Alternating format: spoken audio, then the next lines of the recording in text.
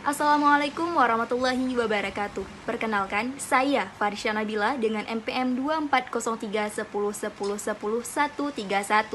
Saya dari Prodi Ilmu Hukum Fakultas Hukum Universitas Syiah Kuala. Nah, di sini saya ingin menjawab pertanyaan UAS dari mata kuliah Hukum Agraria. Pada pertanyaan yang pertama, ada 3 poin pertanyaan. Nah, poin yang pertama yaitu bagaimana kondisi hukum agraria di Hindia Belanda pada masa pendudukan penjajah.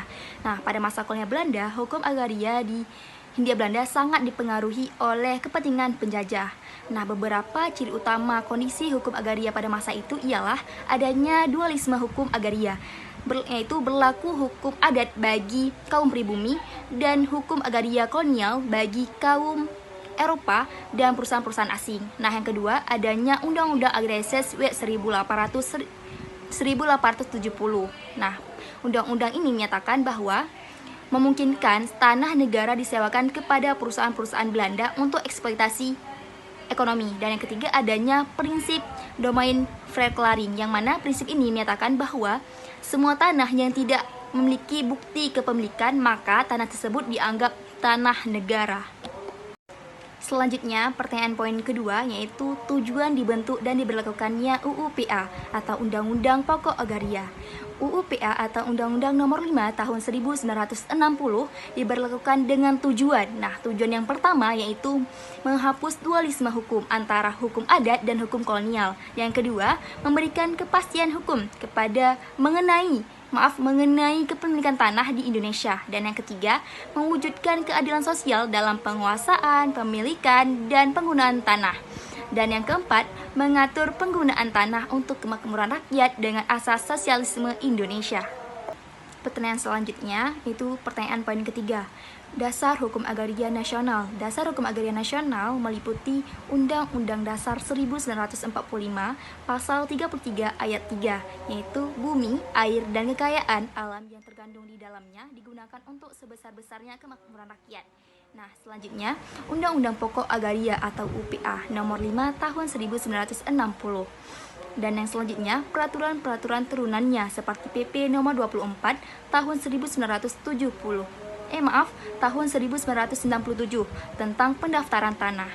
Oke, selanjutnya pertanyaan nomor 2 juga ada 2 poin pertanyaan. Nah, poin yang pertama yaitu pengertian konsep-konsep agraria. Nah, ada hak bangsa, yang mana hak bangsa adalah hak kolektif seluruh rakyat Indonesia atas tanah, air, dan sumber daya alam sebagai warisan nasional. Dan yang kedua, hak menguasai negara, yang mana hak ini merupakan hak negara untuk mengatur, mengurus, dan mengendalikan penggunaan tanah demi kepentingan negara. Dan yang terakhir adalah hak ulayat, yang mana hak ulayat adalah hak masyarakat hukum adat atas wilayah tertentu berdasarkan tradisi turun-temurun. Oke, selanjutnya pertanyaan poin kedua yaitu bagaimanakah pengaturan terkait HGB, HGU, hak pakai publik, hak pakai privat, dan hak pengelolaan. Oke, saya akan menjelaskan satu persatu. Nah, HGB atau hak guna bangunan adalah hak untuk mendirikan dan memiliki bangunan di atas tanah yang bukan miliknya dalam jangka waktu tertentu. Nah, HGU atau hak guna usaha merupakan hak untuk mengusahakan tanah negara untuk pertanian, perkebunan, perikanan, atau peternakan dalam jangka waktu tertentu. Nah, selanjutnya hak pakai publik dan hak pakai privat. Nah, hak pakai publik adalah hak yang diberikan kepada lembaga negara atau masyarakat untuk kepentingan umum. Dan hak pakai privat adalah hak individu atau badan hukum untuk menggunakan tanah dengan batasan tertentu. Nah, selanjutnya hak pengelolaan. Hak pengelolaan adalah hak yang diberikan kepada badan hukum atau instansi pemerintah untuk mengelola dan memanfaatkan tanah negara dalam batas-batas yang ditentukan. Selanjutnya, pertanyaan nomor 3 yaitu tentang kasus PT Matahari dan HGB. Nah, ada beberapa poin pertanyaan, saya akan menjawab satu persatu poin tersebut. Nah, pada poin pertama, berapa lama jangka waktu yang dapat diberikan untuk HGB tersebut? Nah, berdasarkan pasal 35 UPA dan PP nomor 40 tahun 1996, HGB diberikan dengan jangka waktu pertama maksimal 30 tahun, dapat diperpanjang 20 tahun, dan dapat diperbarui untuk 30 tahun berikutnya.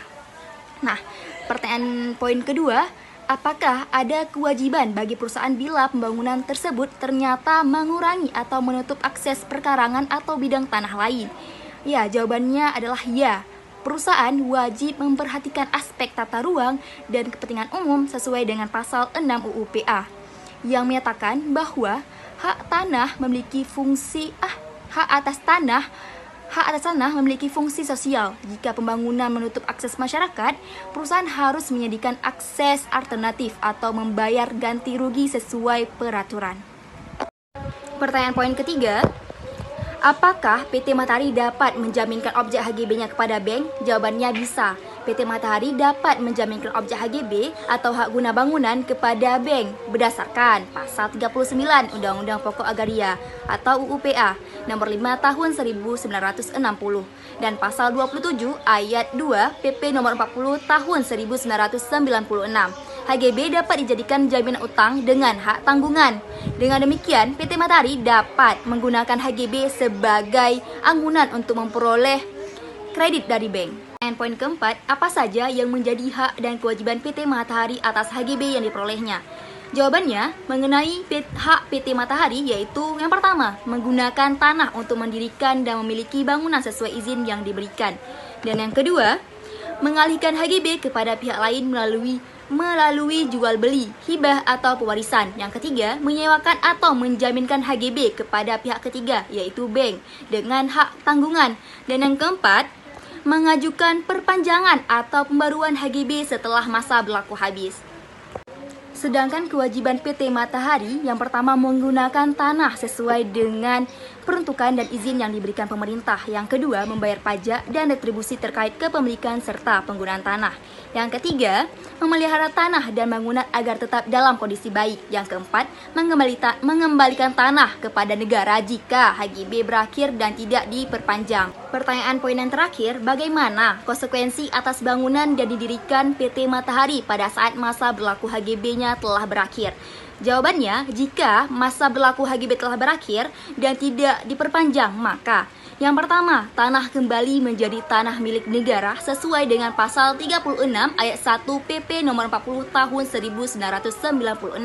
Dan yang kedua, bangunan di atas tanah HGB dapat menjadi milik negara kecuali ada perjanjian lain dengan pemerintah. Dan ketiga, PT Matahari dapat mengajukan perpanjangan atau pembaruan HGB sebelum masa berlaku habis. Dan yang keempat, jika PT Matahari tidak memperpanjang HGB, maka perusahaan harus mengosongkan lahan atau mengajukan kompensasi kepada pemerintah. Sekian dari jawaban yang bisa saya berikan. Terima kasih. Assalamualaikum warahmatullahi wabarakatuh.